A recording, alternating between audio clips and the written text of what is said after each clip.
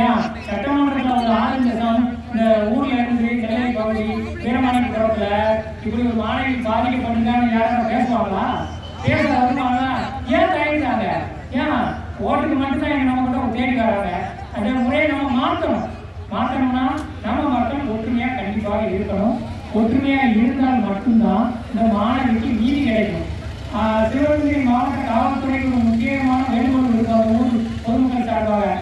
கல்லூரி மீதும் அந்த நிறுவனத்து மீதும் உடனடியாக கொலை வழக்கு பதிவு செய்து எப்பயாவது முதல் தகவல் அறிக்கையை பதிவு செய்ய வேண்டும். விரிவான விசாரணையை இந்த ஊர் மக்களிடம் தெரியப்படுத்த வேண்டும். இதை இந்த ஊர் பொதுமக்கள் சார்பாக நாங்கள் ஒரு கோரிக்கையை கண்டிப்பான முறையில் தமிழக அரசுக்கும் கண்டிப்பான முறையில் வேண்டுகோள் வைக்கும்.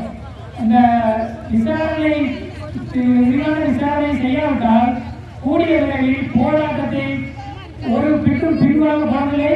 போராட்டம் நீங்க ஆள் கம்மியா இருக்கு, நீங்க வந்து சாதாரண இடம் போடுறாங்க. ஆளுகள் இருந்தாலும் கூட்டம் வரும். லேசா கண்ணு அசையா போட்டு தேர்தலான சமுதாயம். ஆனா எங்க இருந்து வருவாங்கன்னு சொல்ல முடியாது. ஆனா கண்டிப்பான முறையில் வருவாங்க. ஏன்னா நீங்க எண்ணற்ற போராட்டங்களை பார்த்துருக்கீங்க. நிறைய போராட்டத்துல அவ்வளவு ஊர் ஒட்டுமொத்த ஊர் ஒன்று கூடி போராட்டங்களை முன்னெடுத்ததுக்கு அப்புறம் தான் உண்மையான செய்தியே வெளியே வந்திருக்கு. அதற்கு முன்னாடி இந்த ஊடகம் தவறான செய்தியை தான் பரப்புவான். ஏன்னா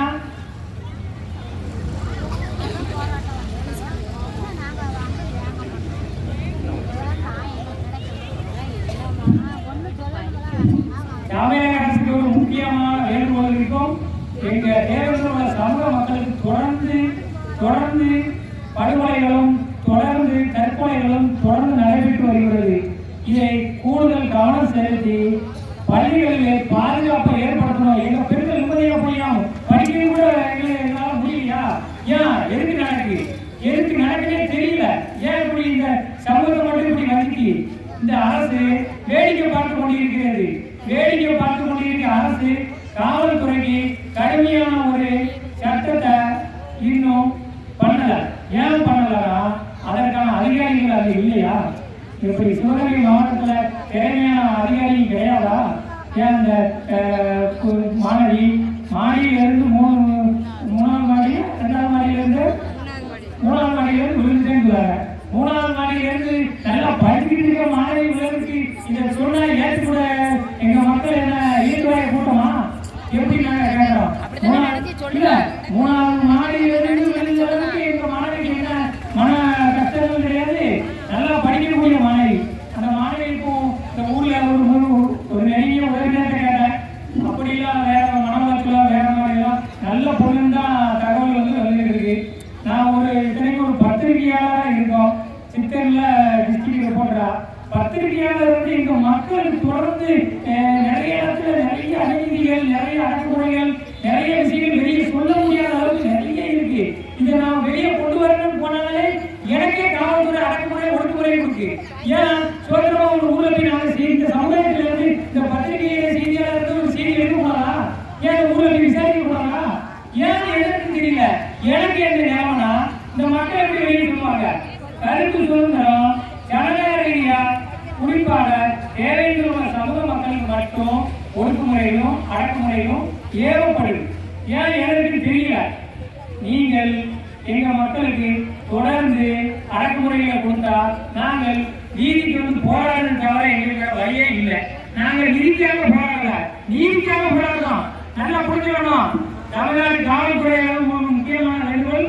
சிவகங்கை மாவட்ட கல்லூரி மாவட்ட காவல்துறை ஒரு முக்கியமான வேண்டுகோள். இந்த ஊர் பொதுமக்கள் சார்பாக நாங்கள் நிதிக்காகவும் பணத்துக்காகவும் போராடல. இந்த கூட்டம் சாதாரண கூட்டம் கிடையாது.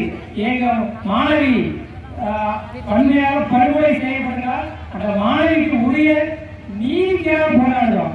நீதிக்காக போராடும் வரைக்கும் இந்த போராட்டம் ஒரு நாளும் உயர போறதில்லை. இங்க இருக்க காவல்துறைக்கும் மாநகர காவல்துறைக்கும் முக்கியமான வேண்டுகோள்களாக இருக்கும். மக்களும் தெளிவான ஒரு முடிவை இருக்காங்க. இந்த போராட்டத்துக்கு கண்டிப்பாக போறது கிடையாது. அதுல வந்து தெளிவாக உறுதியாக இருக்காங்க. பெண்களும் ஆண்களும் கண்டிப்பான முறையில் இந்த போராட்டம் வெற்றி அடைய கண்டிப்பாக செய்ய வேண்டும். ஏன்னா இந்த மாணவியோட இறப்பு அடுத்து ஒரு இந்த கிராமத்துல ஒரு இறப்பா வந்து நம்ம செய்தியை வந்து இருக்கக்கூடாது.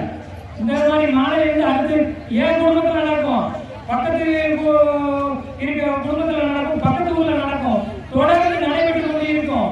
கவனமா அந்த ஊர் மக்கள் சிந்திக்கணும். ஏன் பேசுறாங்க, எதற்கு பேசுறாங்க, எதற்கு வாராங்க, என்ன சொல்லுறாங்க, கருத்தை முதல்ல புரிஞ்சுக்கணும். மக்கள் தொடர்ந்து படுகொலைகளும் தொடர்ந்து நம்ம சமுதாயத்துக்கான அடக்குமுறைகளும் தொடர்ந்து இந்த அரசு தொடர்ந்து நடைபெற்று இதை வந்து கேட்கறதுக்கு வந்து நமக்கு போராட்டம் ஒண்ணுதான் நமக்கு முடிவு சொல்லும். போராட்டம் ஒண்ணுதான் நீதியை பெற்றுத்தரும். அதனால நம்ம மக்கள் ஒற்றுமையாக இருக்குன்னு சொல்லி இந்த நேரத்தை போராட்டத்தை கடுமையாக வலுப்படுத்த வேண்டும். வலுப்படுத்தாதது நாங்கள் பாடியை ஒருபோதும் கேட்க மாட்டோம். பாடியை வேண்டி நாங்கள் என்ன செய்ய போறோம்? பாடி வேண்டி என்ன செய்யணும்? அடக்கம் பண்ணுவோம். அடக்கம் பண்ணி பேர் நீங்க நினைச்சு கனவு காண்பீங்களா? கனவு காண மட்டும் நீங்க நினைச்சு பார்க்காதீங்க.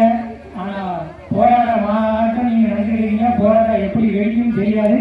மக்கள் ஒரு சக்தியாக ஒரு அணியில கண்டிப்பாக நீங்க உண்மையான விசாரணையை உண்மையான விரிவான விசாரணையை அறிக்கை சொல்லாவிட்டால்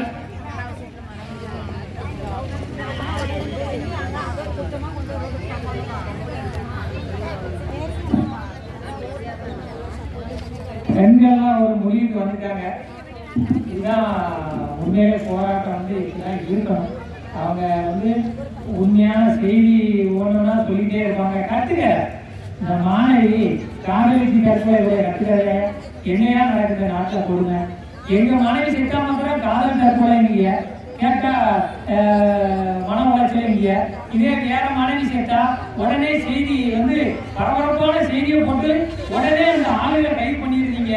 கைது பண்ணி அவங்க நிர்வாகத்து மேலையும் நடவடிக்கை எடுத்துருந்தீங்க. எங்களுக்கு மட்டும் எங்க இருந்தா நடக்கணும்னு தெரியல.